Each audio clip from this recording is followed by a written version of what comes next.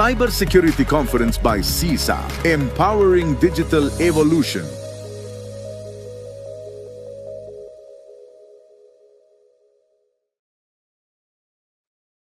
Good afternoon to everyone, and thank you for joining us today for a day two of our conference series.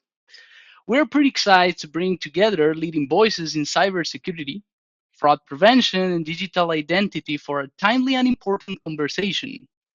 As threats continue to evolve and intersect across domains, it has become critical for organizations to break silos and adopt more integrated strategies to protect users, systems, and data. Today's session is not a traditional panel encrypted in question and answers. Instead of that, we have designed it as an open topic driven conversation, bringing together insights from different angles, including threat intelligence, identity, and architecture, and fraud detection models. We will explore what it takes to build a unified resilience defense and that balance on automation with human judgment and predictions with precision, for sure. With that, let me introduce our speakers who bring a deep expertise and field experience to this discussion. Our first guest is Stephen Bullitt, who brings a distinguished background in cybercrime and financial fraud investigations. Before entering the corporate and financial sectors, he served for 20 years with the U.S. Secret Service, where he led the Electronic Crimes Task Force and was assigned to the Presidential Protection Detail in Washington, D.C. Prior to that, he was a Dallas police officer specializing in undercover narcotics and explosive ordnance disposal. His experience offers a unique strategic lens on cyber threats and crisis response. Welcome, Stephen. We have our second guest, Javier Jarava. Is head of sales engineer for Latin America and Europe with more than 20 years of experience in cybersecurity and digital identity. He worked extensively with banks and digital businesses on customer identity and access management, authentication, and fraud prevention. In this session, he will bring practical insights on how organizations can modernize identity while maintaining both security and user experience. Our third guest is Julien Laurent. He's a financial crime and cybersecurity expert with over 15 years of experience supporting financial institutions globally.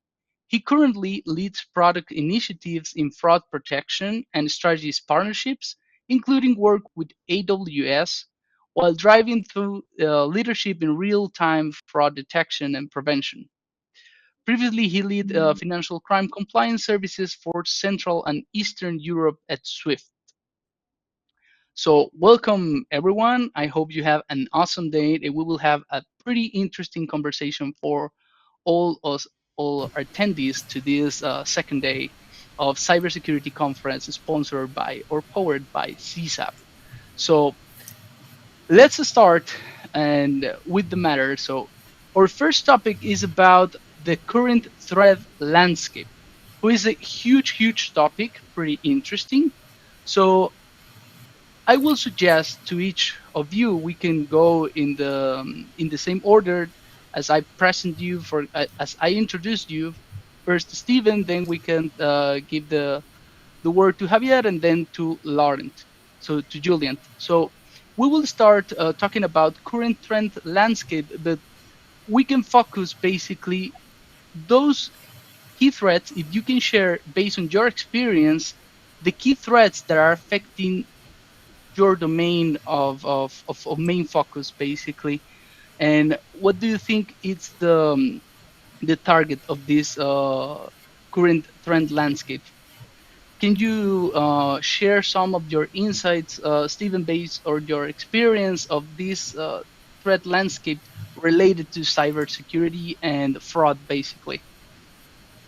Sure. And first of all, thank you. And thank you for CSAPs for having me. I really appreciate it. So, in my opinion, just the whole cyber threat landscape is sort of defined in sort of three things. And I really look at it today as sort of speed, scale, and complexity. And when I say speed and scale, think about it. Today, we can't even, our suggestions to our target audience are that, hey, don't open your emails, don't respond to your texts, don't answer phone calls. And, I really don't think that's acceptable. I think that we have to find a better way. But that just shows you how the cyber criminals are moving. So it's speed, scale, and complexity. But when I say complexity, I want to really work on identity or lack of, more of attribution, lack of attribution. I think that's the biggest problem when you look at today's cyber threats. If you think of the cyber ecosystem as a whole, unfortunately, the way that domains are created, they can easily be created. You have domain generated algorithms. So it's an easy, scalable way to create domains. They're bulletproof hosting providers in countries that have lax security environments. And so it's easy for the cyber criminals to hide their activity as well. And even the routing of IP addresses. Sometimes telcos and ISPs don't want to block these because they fear they might block a good IP. So I think, unfortunately, the cyber criminals are working at speed and scale, but there's lack of attribution within the system, and it's the way the system is designed, unfortunately. So even if you look at the biggest threats, take it out there. Let's look at ransomware. You think of, they have affiliates, they have operators, and they have access brokers, all in an ecosystem that work in that sort of cyber ecosystem that really hides who they are, and that's why they get away with it. Sure. That's pretty interesting point, because we are talking about increasingly sophisticated fraud schemes and cross-channel risk, basically, because these criminal organizations share information, something that some of the financial institutions, or most of the financial institutions, are not doing at this point. So, Javier, what do you think about all these cyber attacks in the threat landscape that are targeting digital identities specifically? What is the importance of this?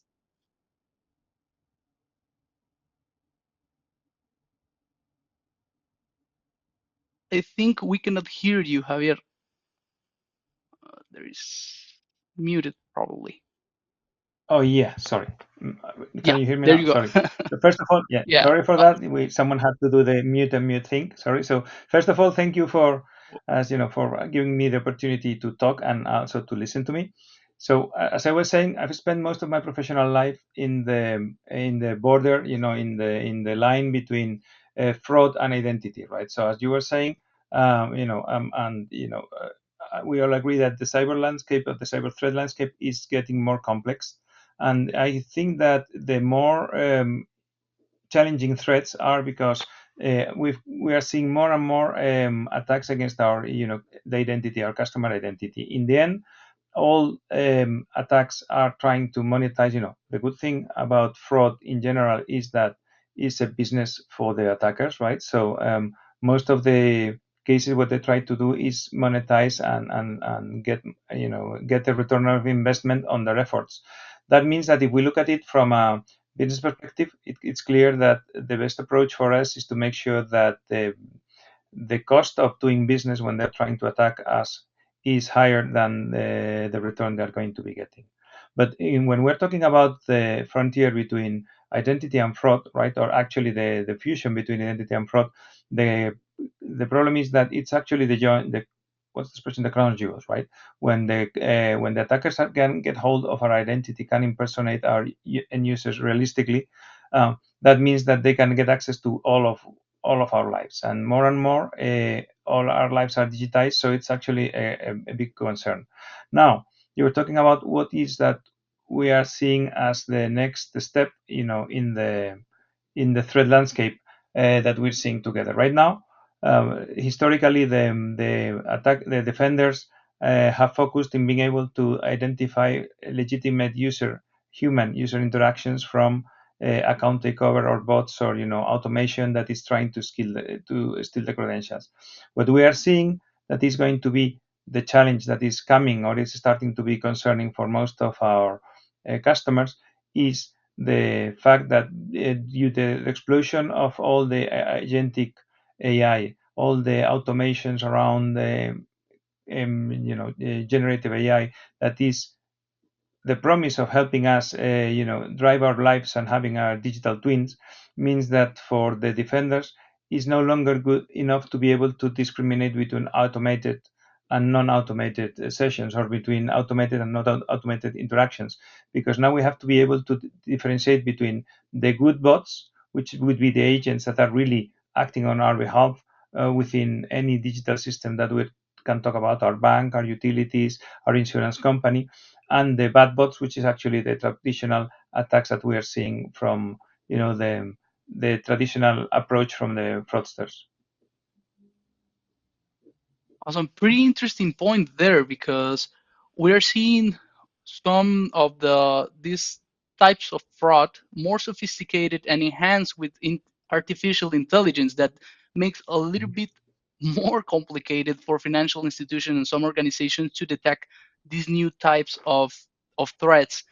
In that case, for example, in your experience, Julien, I'm pretty sure that you have a lot of good ideas and stories about it, because one of the stuff that we are seeing right now, based on this complex landscape of threats, is that each time is necessary, or each like a need for financial institutions to have intelligence and investigations tools more sophisticated to can prevent these threats before it materialize, basically. Yeah, that's right. I think you really see now cyber fraud fusion coming to reality. It was until now maybe a bit of a buzzword, but now you see institutions really realizing that, to both Javier and Steven's point, right? You need to be able to move fast.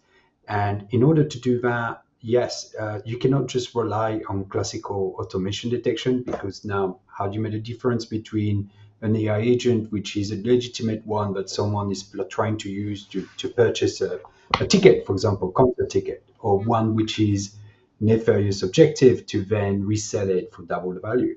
But if you combine with understanding of infrastructure of the attacker, the threat actors that have already left some breadcrumbs in the past, that you can then relink them, you have more chance to then make a difference between an infrastructure which is legitimate or not.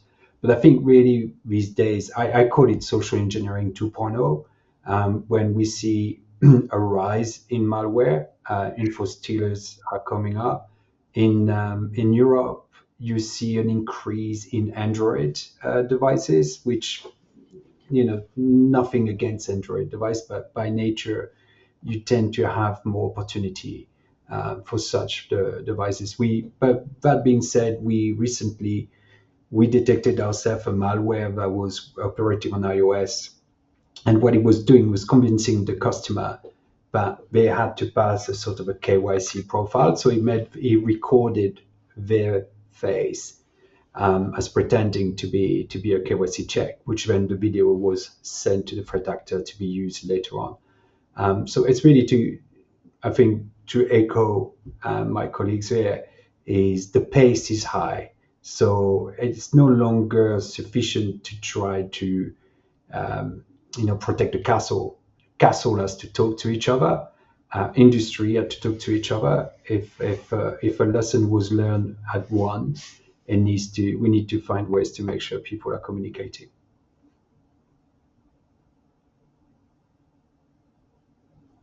These these points led us to the next topic, because we are seeing right now that we need to be more predictive than reactive, for sure.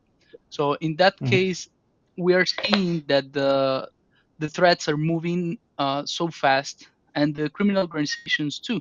They share information, they share tools, something that it makes more difficult to can anticipate these attacks, basically.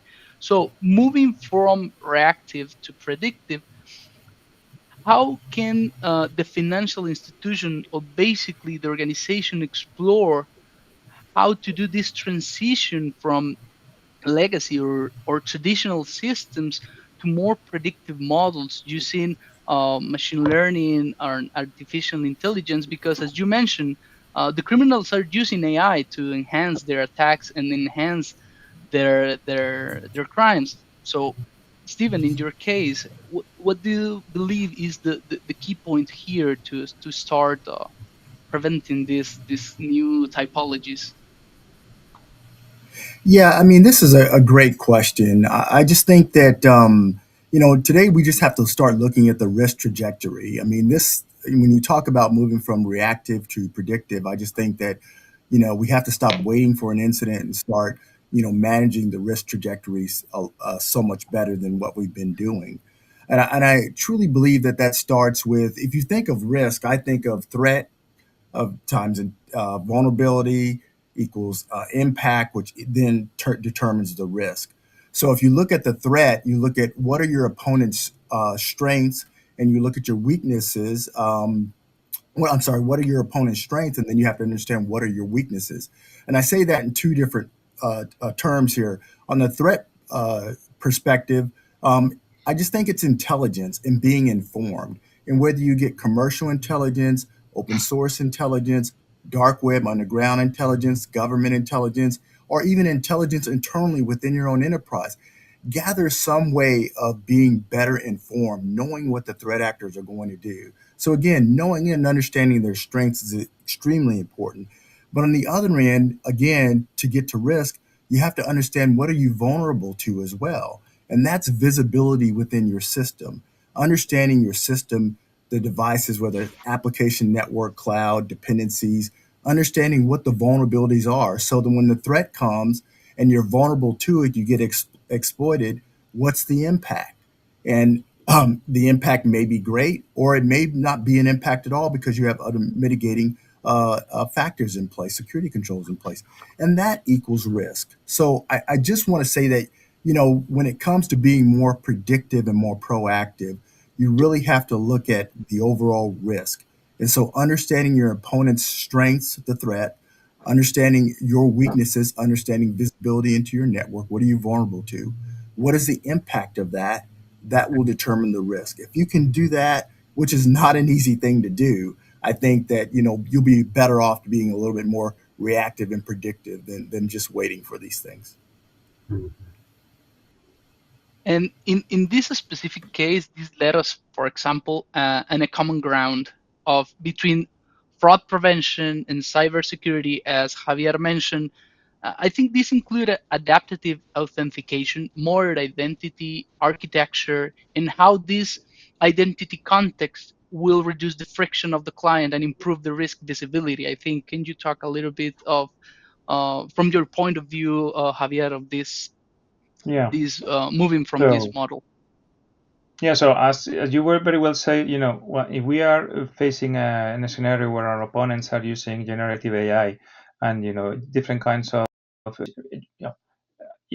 artificial intelligence, let me use that term a little bit loosely, to enhance their capabilities and to be able to attack us, more aggressively, more quicker, and with more variety of attacks. Of course, there is no, it's an arms race. So we have to employ similar techniques. Now, from our perspective, our position is that you need to use machine learning, or I would say predictive AI, which is actually the set of machine learning capabilities that are actually able to extract meaningful data and meaningful conclusions from all of the data points and all of the signals that we were talking about. So you've got a wealth of data that we have access to. It's not, many times the problem is not so much collecting the proper data, but actually making sense of it. So there's no way that you can work using the traditional approach of having rules, having a big team of analysts doing things, because that's one, too slow. Second, too predictive. Let me abuse of the word. And third, it's not flexible enough. Now, all that has to be, but we cannot just stop at having a big machine that will tell you when you have a problem, right? We actually have to act on it. That's where the concept of adaptive authentication comes in. So we have to stop thinking about fraud like something that happens in transaction time, like fraud analytics or risk analysis, I would say, more than fraud. It's something that has to be present in the whole journey from the customer, right, from the very beginning to the end. So you need to be able to have an interaction. Your digital customer journey has to be dynamic, right? Has to take input from the risk posture of the user, of the system, of the interaction, what the user is trying to do at every time. And then you can use that context to plug in and first of all, define a more friendly, also user-friendly user journey. Because if you can adapt the level of friction or of authentication that you have to employ at every moment to the context of the user, that means, of course, that you will increase the friction for the attackers or the risky sessions, right? But at the same time, you can also improve customer experience by lowering the friction. So, for instance, we have some customers that in the retail business, as you know, they are extremely sensitive about user experience and speed of transaction, and makes you removing obstacles. So, using this kind of context, what they are doing is they are allowing customers to have infinite sessions. The customer doesn't have to log in ever. They log in once, and then they are checking the security posture or the risk, and if the user session is okay within parameters, they don't have to log in again. So from the customer's perspective, it's just something that it always works. Now, you only can do that if you have a way to then adapt to when there is something wrong, and then increasingly put different friction, different authentication mechanisms that will let you filter out the good sessions from the bad. That's where the concept of adaptive authentication comes in. Okay. And that's interesting because we are seeing a lot of different points of view that at the end of the day will help us to move from another model and different perspective on how can I develop a good risk management program, for example, for fraud, for financial crime. And right now we're talking about cyber fraud fusion. Why is so important? So in your perspective, Julien, we already saw that it's important to have a lot of data. We need data to make better decisions. So how this the fraud intelligence will enrich basically this automate risk assessment, this automate decision making, and how can I improve even if there is not, I will say the threat is not yet in my door in a certain way. How can I use all these different kinds of information that are around on the deep web, around and open source intelligence, for example? How can I wrap up all this data and correlate and make better decisions in your perspective?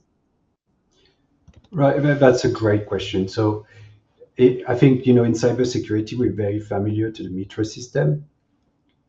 We have the same now for fraud, right? Open platform, it's free to use. It's called the fraud matrix.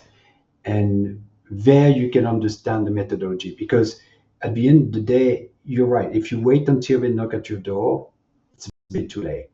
But when you understand the method that are used at which stage of a scam or a scheme that they are trying to perpetrate, you can understand the weakness.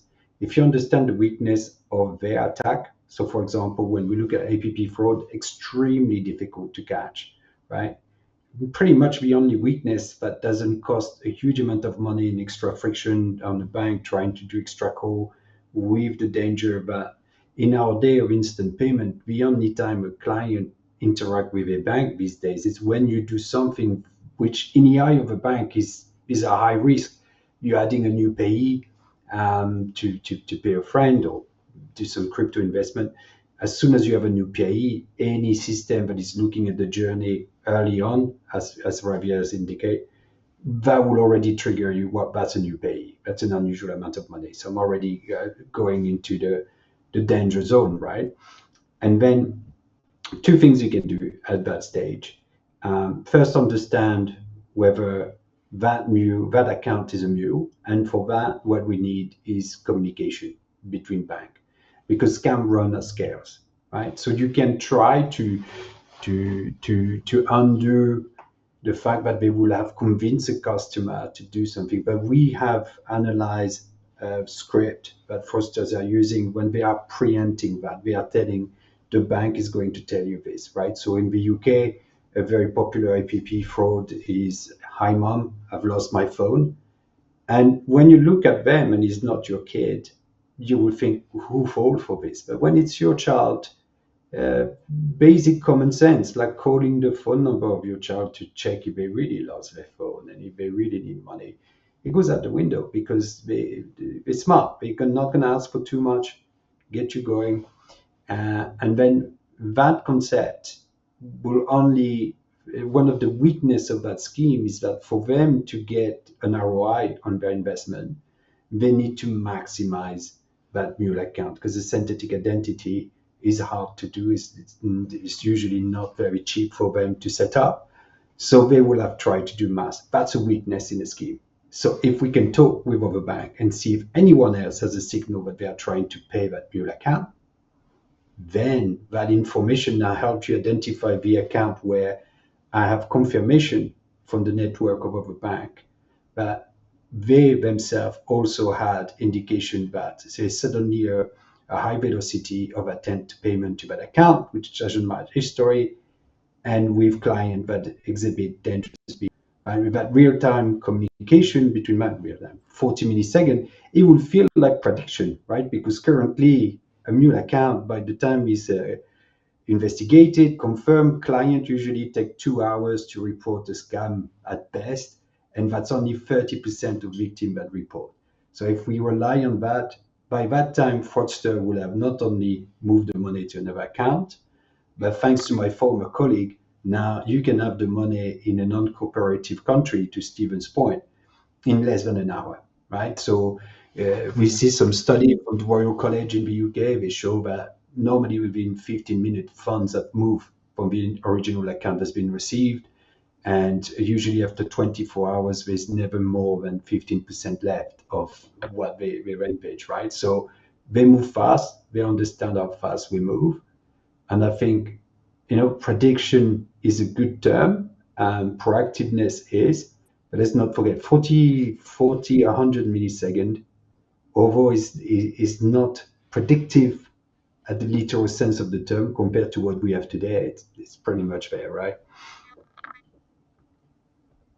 I think all of here agree that the identity, the digital identity, is the bridge. Basically, is used as a bridge for fraudsters to commit all types of financial crime, basically.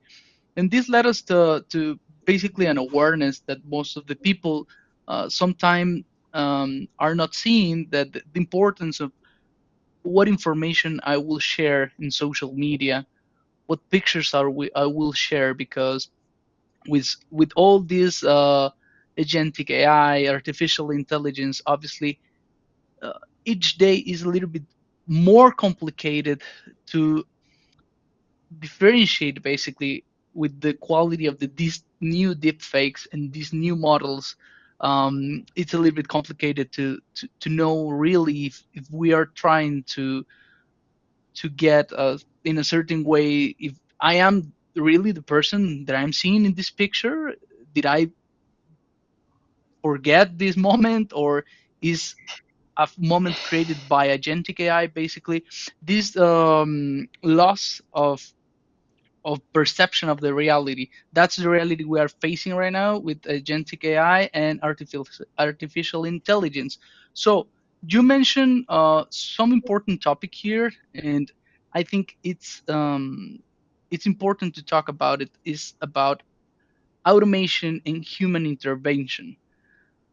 From your perspective, Stephen, how you see the develop of this automation in prevention of cybercrime, financial crimes, and when is needed the human intervention? Because finding this balance is a little bit complicated.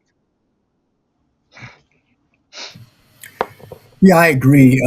I do say, though, that when you look at automation and the way things are going with artificial intelligence and as Julien mentioned, all the agents, whether they're good or bad, into the system. And there's going to be a flood of agentic capability within our system moving forward. But there always is going to be a human element in the decision-making process. I think that regardless of the automation, you're going to need that decision human element for context, judgment, and accountability. I just think those are the three areas that when it comes to making an impactful decision, you need that human element in the loop. I think from an automation standpoint, certainly with AI and the way things are going, there's so much data out there that for repeatable processes, you need to have artificial intelligence. I think that that's great. But I do believe that we have to keep in mind that there has to stay a human element in the loop. And it has to be for these processes that require some decision making, that you can take certain decisions and then you can revert them back. You have a way to fix them, and you have a person in the loop who is able to talk about and make these decisions to help from differentiating the automation from the human element of it. So again, just automation is repeatable processes. It's good to have AI in place, but I do believe that you have to keep a human element in the loop. I just think that's extremely important for a decision-making standpoint.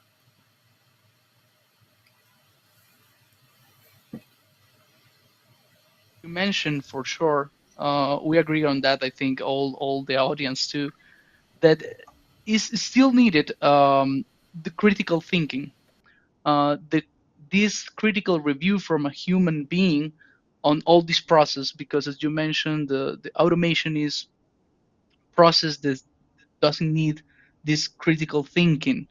From your perspective, Javier, for example, in fraud and cyber and identity operations, basically, what do you think is the key point here about where I can use my human critical thinking, or when do I need to just let the agentic AI to do their work? Basically, what is your perspective about it? How can we deal with that? So I think that, as Julien was mentioning before, we have a speed problem, right? So we have to be able to react at machine speed. But that doesn't mean that we have to leave everything to the machines. So, I would be like a little in the middle. So I think that automation is key, but there is different types of automations at different steps. So you need automation to provide automated responses, and what we were talking about, you have to adapt the journey, you have to be able to increase based on a set of parameters, of course, known bad. So you have, first of all, to have automation to filter what is known bad, and actually to be increasingly applying automatic responses based on the risk, based on within a set of guardrails that you define, so that's where the human control, you put the limit, you put the boundaries, I would say, right? So I think that's important, because that's actually something that is it's not even possible to automate, because it's even customer specific, right? So for what is acceptable for me as a customer, maybe not acceptable for my colleague, 20 meters to my right, because I have a different business model, I have a business different risk tolerance, I have a different risk appetite. I don't know, maybe I'm willing to take fraud because I am looking to gain market share, and then 2 months later I am not aggressively chasing after market share, and now my concern is bottom line. So the same person on the same organization with the same business model, that risk appetite and that envelope of responses has to be tweaked and refined. So that's where automation is key at the response time, because it actually has to implement that. There's no way that we can have someone taking decisions. Now, then you have the review. So of course you need a loop here. Like if with any closed system, if you don't have a review process, it will get out of whack very quickly. So you need the feedback loop. On that point, automation is going to be helping the human decision maker, right, to first of all be able to make decisions without having to be a domain expert. The automation will help you in 2 ways. First of all, collating and aggregating all the information and helping you look at the meaningful data points, because you've got zillions of sessions and you've got trillions of data points, but some of them are relevant or not. So automation will help you filter out, right? It's like, get insight out of that, and also help you understand. That's actually something that, the new artificial intelligence ChatGPT kind of interfaces is helping understand things to people who don't have to be so experts. You don't need to be a domain expert now. You don't need to be able to understand how, domain redirections or all that kind of, very low level technical stuff, works, to be able to understand what's the threat, right? So it's going to help you translate from technical domain to the business decision domain. That is on the analysis, right? And then, of course, you need automation at the third level, which is, hey, I've got, I'm implementing, it's helping me. So it's implementing the policies I have. It's helping me define the policies to filter the information. And then, of course, it's actually closing the loop and verifying that my KPIs are keeping within the limits. So basically, the policies are working as expected. So you need fully automated when you are implementing and when you are having the back end system saying, hey, things are working as you expected, right? Because that is what it's going to give you the signal, hey, the human has to get into the loop and tune and tweak. That means that you can work with less human resources. You don't need an army of analysts just like, clicking like monkeys. Sorry for the expression, but you need less people who are able to make more informed decision. It's also, it helps a lot with, even for those that are working on fraud operations, it helps with burnout, because it changes a very monotonous, repeatable, repeated tasks to more meaningful, more intellectually appealing. So I think that, that's how you should be applying and looking at automation. Now, it doesn't mean that you have to do everything at once, because, we have to be realistic. We're starting here and we want to get here, right? But the sooner that you start adding or leveraging tooling that will help you with any of the three aspects, like implementation, execution, runtime, analysis, and, like decision making, or like KPI and trend tracking, the better that you will start, getting results. And there is an interesting question, Julien. I will not say difficult, but very complex, based on all the perspective of Steven and Javier, is that basically we agree that the critical part of all of this is, how can I strike the right balance between speed, accuracy, and control, basically. I think that will be the three stuff that is a little bit complicated. But from your perspective, how can I manage these 3 points? How can I manage the speed, the accuracy, and the control to not affect the business and getting those KPIs and develop my business as well? Yeah, well, that's mission critical. So let's first, I think, and I would upset some of my ML guy by saying that, right? But I think fraudsters have artificial intelligence because they can use solution if it's not perfect, if it doesn't work, there's no consequence to them, right? On our side, I would argue that currently we have augmented intelligence to the point of Javier is we can use it to improve the performance of one analyst, give him the tools that instead of having to find the wording for the business side and phrase it in a non-technical, for him to explain the sky is blue can be frustrating and actually sometimes more painful than other tasks, right?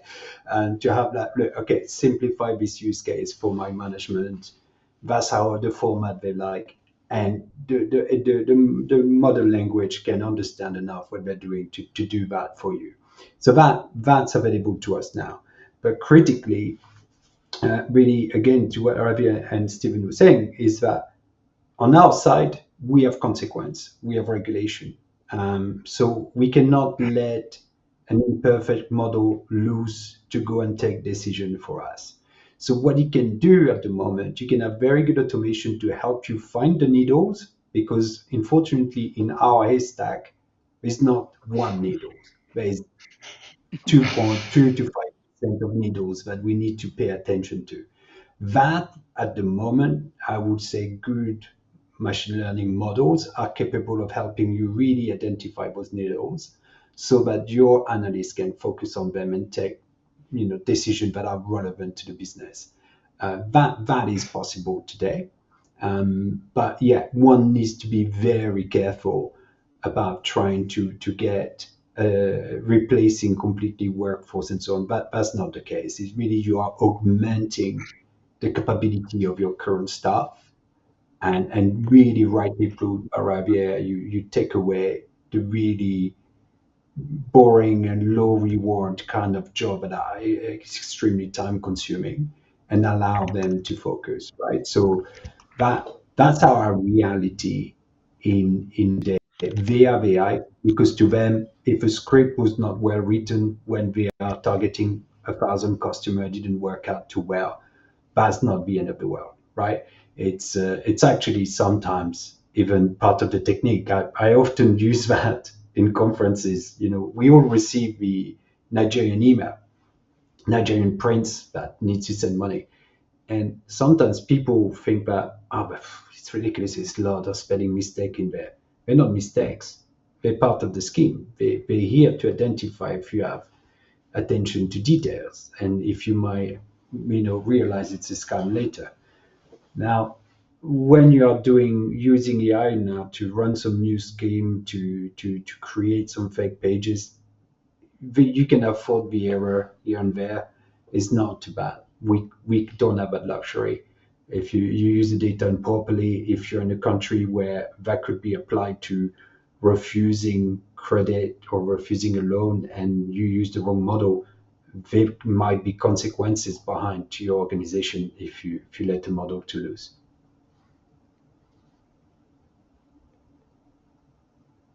That's a good key topic of the conference, because most of the time we are used to hear that we're only need to focus on one specific indicator, one specific layer of this different kind of controls or mitigating factors that I can put on my system, in my ecosystem, basically. But other thing that most of the time it's important, but is not attended by most of the industries and organization, is about the cross-team collaboration, because each team works in the different silos. And in a practical look at how fraud, cybersecurity, and business continuity teams can work more closely together to get better insights about these threats. I think it's worthy to talk a little bit about how the cross-team collaboration in the organization and financial institutions could help a lot with this financial crime and cybercrime management, basically. In your point of view, Stephen, what is the most difficult part of cross-team collaboration in your experience? Yeah, that's again a very good question. I think when I was a United States Secret Service agent, we had financial crimes task forces as well as electronic crimes task forces. And over time, as we saw that, a lot of money was becoming more digital and virtual currency was coming into play.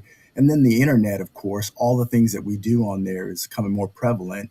We decided, and this may not be for everybody, to just merge the two. And so, the US Secret Service just went to strictly electronic crimes task forces. But understanding that, that may not be the strategy for everybody, having a fraud team as well as a cyber team is certainly okay. I think the most important thing, though, is having cross team collaboration. Is just that the teams have to learn to truly work together, the workflows. I do believe that if you look at the attackers today, they don't care about org charts. They don't care about a separation between cyber and fraud. They already have a fused network. They already have convergence. So they're already working together. And when I mention ransomware as a service, earlier, you can see that fuse model already works together with affiliates, initial access brokers, as well as operators when it comes to ransomware. And it works very well for them because it's very profitable for them. So I would just say that regardless of whether you have a cyber team or a fraud team, just the collaborated efforts have to be central. You have to figure out, if something's going to happen, do you have run playbooks? Do you have workflows? Um, do you have response playbooks in play? Have you practiced ahead of time with tabletop exercises? Do you know who's the incident coordinator if something were to happen? There may be different workflows, but who is the incident commander? Do you have the executive team in play? Do you have your cybersecurity team, your technical team? Do you have legal in play? Do you have communications in play? All that needs to be worked out ahead of time. So my point being that regardless of whether you decide to keep it as two separate streams or combine it like the Secret Service did years ago, is that you have to practice this and have workflows in place ahead of time. And that's just extremely important because the bad guys, again, they're already sharing. And it's difficult, I think, as to Julian, I think he made the point about, hey, we have these sort of legal barriers in play. And unfortunately, we don't merge things together like we should. But I think if you do this ahead of time and you, regardless of cyber or fraud, if you can have these workflows working together and practice it ahead of time, I think that that'll certainly be to your advantage.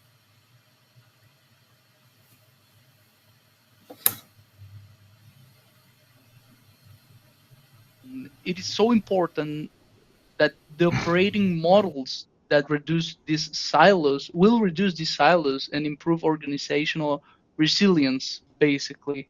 From your perspective, how can these new operated models of these new technologies reduce, obviously, these silos and improve this organizational resilience against these threats? So I agree with Stephen that it's like in many, especially in the big customers, like function follows organization, right? So we can talk, and I think it's so you can create horizontal information sharing between the cyber team and the fraud team. You can have them work together in exercises, and and find a way to make the communication between those teams more agile. That helps, right? But I think at some point there is a I would say, I don't know, political or executive decision that has to be made, which is, you have to change the mindset. So if you think that fraud is one thing and security, cyber, or identity is a different thing, then you are going to have different people thinking about, in the end, if you see the world, you tend to see the world based on your remit and based on your responsibilities. So if you see fraud as something, if you are talking to the cyber team and they say fraud are like these colleagues that I have on the other building, that they are taking about things and they ask for information and we send them information. It's hard to make a truly efficient collaboration. Going back to the fraudster, they have an ecosystem when they have a specialization, but they also have very close collaboration, and that is because they are shared under a common goal and then a common set of objectives, which even if it's just like make a profit, and that optimizes a lot of things. So I would say it's important to accept the view, and that's what Transmit has been like predicating for him, that security and identities, or okay, let me nail it down a little bit more. Fraud and identity are two sides of the same coin, right? You cannot have a fraud program without being aware about the cyber aspect and talking about the digital identity aspect of the user journey, right? And you can have solid user identity management if you don't take into account all the fraud, all the risk aspects. So I think that the best way to approach this is like to take that into account. And I'm seeing the more mature companies or organizations that are getting closer from an organizational perspective. So you have a fraud team because it's a specialist knowledge, and then you've got identity teams, but they're working under the same management, and you've got the same executive that is overseeing both functions. And the closer that they have in the org chart, the closer that you will find people working together. I think that's kind of the the end goal. In the meantime, of course, having tooling and breaking silos, having the platform approach where you have all the relevant information for both teams and they can have like a single source of truth, so they are not working out of different perspective of the data. It's also something that will be, I would say it's easier to implement because it doesn't mean that you have to change the organization, but it also fosters collaboration, right? Because if you have two groups that have two separate set of data that are looking at things using different metrics, communication becomes very difficult. So I would say there is two key aspects. One is ideally, function follows form in this case, which, if you've got a proper structure or a structure, you will get collaboration. But also the other approach is, let me make sure that I have a common platform or a common, ground where both teams can get to the same information and make the same inputs to make decisions. Okay, Julien, just before of your point of view, I want to mention that after your point of view, we will try to answer some of the questions that the audience is sending right now. I have it here, so we can try to answer all. There is a lot, but there are very, very interesting questions. So basically, as Javier and Steven mentioned, I think shared intelligence, incident response, and coordination are essential in this new landscape to potentially manage in a proper way this financial crime and the fraud effectively. So, what is your point of view of this, Julian, based on all the things that we already talk about this shared intelligence, the incident response, the coordination to get better results and better decision making? Right. Nerd alert, right? So I completely agree. I mean, the terminology I like to throw around is unified risk platform when you really get all of that working together. So if you think about it, we mentioned that fraudster, they share information, and they do. Now, that's a disadvantage if you are blindsided and you don't work closely with a threat intelligence team, right? But when your threat intelligence is also doing monitoring, so the advantage when they talk to each other, they care less. They do it on some forums, yeah, okay, you can say it's fancy, it's the dark web, but not always. Sometimes just a Telegram channel that doesn't take much effort to find. And then you will see that they're targeting your brand. You can identify with a little research, you can find that they are talking about your brand, ways to go through. We've seen cases when they were selling account for account that are past KYC. And then you see the brand of customers there, and you could see also the value of the account, which indicated how hard it was to go through, because they put more value when it was a harder work to manage to pass KYC with certain customers and others. But then we did some kind of reverse engineering of a tactic, because then we pretended to be a customer by one of his identity, and by having the identity, we're able to work with the client to retrace how that identity, how that account was created, the step they pass, and what we miss, right? So then you can reverse engineer. So that's again that way of thinking. So for example, when you do a client-side anti-fraud, you detect a device and you know that device is dangerous or owned by a network. One of the initial reflexes is to terminate the connection. What we often surprise our client with is like, no, we haven't done anything dangerous yet. We keep on learning. Let them go through. Ideally, capture the account they're trying to pay. Let's say if we're talking about an account takeover and they're trying to pay themselves, because that's critical data. If we know what account they're trying to pay, we know the mule account they're targeting. So two goals. One is to understand what they're doing, learn from them. But most importantly, if you cut them after a few milliseconds because they did something wrong with infrastructure or the way they're connected, they only have a few hundred milliseconds to reverse engineer to see what they did wrong and then try to beat your defenses, right? So the longer the session, the harder it is for them, right? So now we're playing the same game. We it's not just fraud where fraud to think, oh, block the fraud. No, it's a cyber fraud. You need to make it harder for them, and you need to collect as much intelligence as you can on the modus operandi. But I want to bounce also on what something Stephen said, right? And Javier also touched it. Currently, so now we're talking about fraud working together with the threat intel team, but it's also legal, right? So when we're talking about identity, inevitably, if we want to move fast, we'll go back to something we touched upon during the conversation, right? Sharing information, being able to work together. That means that you need to also protect privacy, spend the time on that, because unfortunately, we have one set of regulation for fraud. Most regulators now are saying you must share, you must work together. That's great, but they don't give you the how. They tell you the what you want to do. And when you then talk to legal, they'll tell you, well, if you can't use something like SHA-256, that's rainbow attack, that's reversible. And that's something that we spend a lot of time on. And there are solutions now to be able to do that in timely manner. But it's to really get people to understand that it is possible, help them create a framework, get consortium done at either national, even industry level, it could be done, but get people in the same room to then get serious about working together.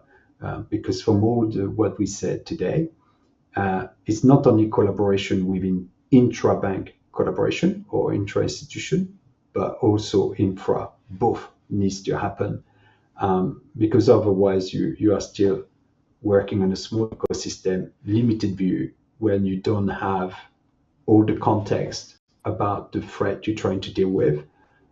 So it's really collaboration now is key. And if we try to do it, not only internally, but with colleagues, when it comes to fighting cyber fraud, and this is not a competitive environment, we all win when we lose, right? So that's really for me the key message is creating more consortium, working together, exchanging information, and very effectively, right? It has to be in real time. It has to be so fast it feels like prediction. And in a way, for you, it is. If someone that is the first to spot an attack share information with you, to you, it's prediction, because you get now that intelligence before you were next on the target list. Awesome. But before we wrap up the day 2 of our conference series, I want to that we can see some of the question of the audience. I think we can try to tackle 1 or 2 questions. The first one is a little bit interesting and is I will say the most common question, but it's important because they are right. How it is possible that simple digital scams keep working even in companies with a lot of security and technology? In that case, if you can say, Stephen, basically some words about your perception of this, why is it still working? Basically, what keep working these basic scams? Yeah, unfortunately, the ways that cyber criminals get in is one is insider risk, social engineering. You have companies, you can put in a lot of security controls in place. You can put them all, but at the end of the day, there's a human element in place. And the bad guys know to play on fear, urgency, all the sort of red flags that are out there that are emotional. And so if you craft an email, there could be a fear of missing out. There could be so many things that it's easy for someone to do. And all you have to do, I think Julien talked about a needle in the haystack. You got to remember that the bad guys only have to be right once. We have to be right all the time. And so if you have an insider or an employee who does something that they shouldn't do by clicking a link or opening up an attachment, letting them inside your environment, it's just really tough. And so I think that's why we're all trying to put in mitigating security controls. You have a layered defense, all these things to try to stop those things. But there will always be a way for the bad guys to get in because people are on the other end of that. And again, we play by emotions, and at times, we will do these things that unfortunately will compromise our system. So let me cut that off there, because I know that we're running out of time. But there's much more to say on that. Yeah, awesome. So Javier, I have a special question for you. Oh, So thank we you. can tackle more questions. Yeah. The question is, some of the audience says, I want to know if with AI in processors, AI on internet, AI providing services through bots, we're not opening many doors to autonomy and leaving the human factor out?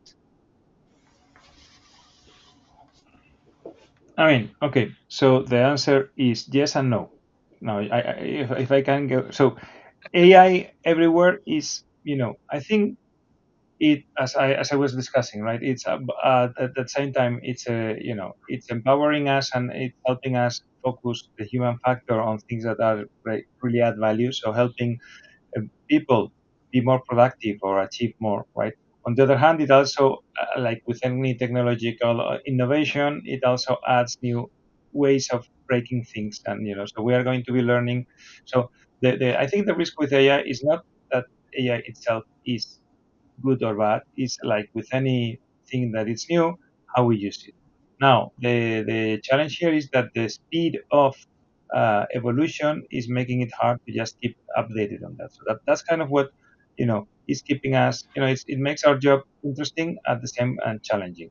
But I would say that I don't think we'll get to a point, because this is a scenario, if you like extrapolate, then you'll have machines talking to machines, doing things with machines, and then we are Yeah. just, I don't know, sipping cocktails on the beach.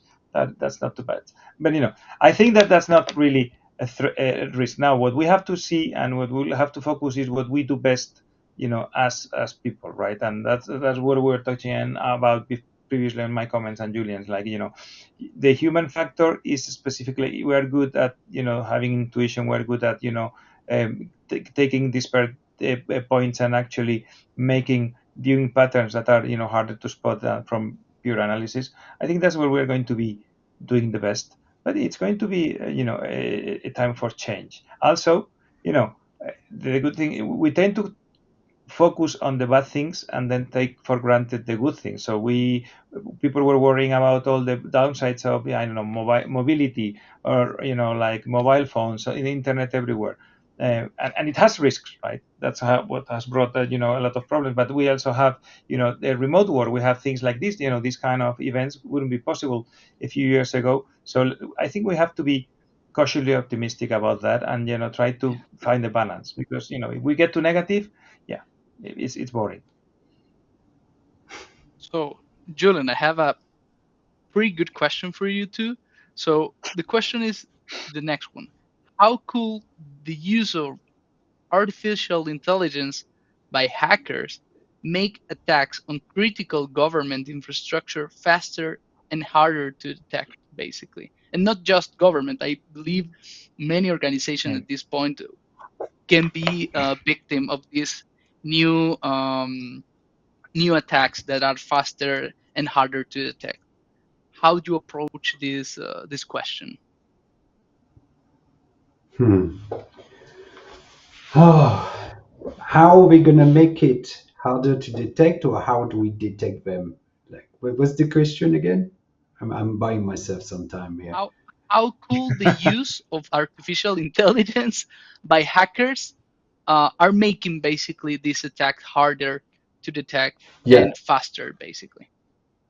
yeah. Well, it is because the effort of trying now is very minimum on their side, right? Yeah, So first of all, now you again, because you don't need to have the cleanest of code, because you don't need to have the cleanest of script, even someone with very low skill can perform those. So to Stephen's point earlier, right, when we say, oh, where those skills are working, a few years back we tested a tool we find on the dark web that with 5 second voice sample could make you a very reasonable tool that you could type a text and it would sound like that person. With 10 seconds, you couldn't tell the difference. And that was a few years back, right? It took no skill. When my researcher showed it to me, I was expecting something hard to use, and it wasn't. Now it's even easier. So the thing is that now when we work with a government in one country in the Middle East when they started to introduce new uh, I want to be careful to make sure I don't mention which country, but they tried to introduce new regulation in the country, which meant that people had to comply with some paperwork online. And what the fraudster did is that they can very quickly review that regulation, having to spend hours to read it. You stick it into tell me the regulation, tell me what happened, what's the rule, what's consequences. And the consequences were that if you didn't do it on time, you might be fined. So what did they do? Soon after the government launched that portal, they waited a little bit and they started to send phishing email to say you haven't done that thing online, therefore you have X to pay within X days or it will quadruple. What happened when it's the government? People think it's the government. Okay, if the amount is not outrageous, you pay it and then you write a letter because you trust the government, they will pay you back if there was a mistake in the paper. But the first thing you want is not end up to because it's the government. So that makes it very, very easy for these guys to take abuse on that. As to actual system of the government, again, as Stephen was saying and Javier said the same, is the speed. It's the speed and the volume. Right? Speed and volume when we have to make sure the platform is still working for users. We have to make sure it's accessible and that by de facto will leave some vulnerability because it needs to be easy to access, right? So let's talking theoretically, you have online voting, you do online referendum. You have to make sure that the 80-year-old will still be able to exercise his citizen right just the same as a 20-year-old. So then you can't have too many layers of complication because then your portal is not successful, and that will open the door to some vulnerability that they can exploit. But mostly it's going to be social engineering, make people believe that they've been helped to log on or being led to a different portal. So to give you a simple example, right, the US has a visa portal. So many companies are copying it. It looks the same, but they're charging more for esta visa. Either way, it's a bit of a scam, right?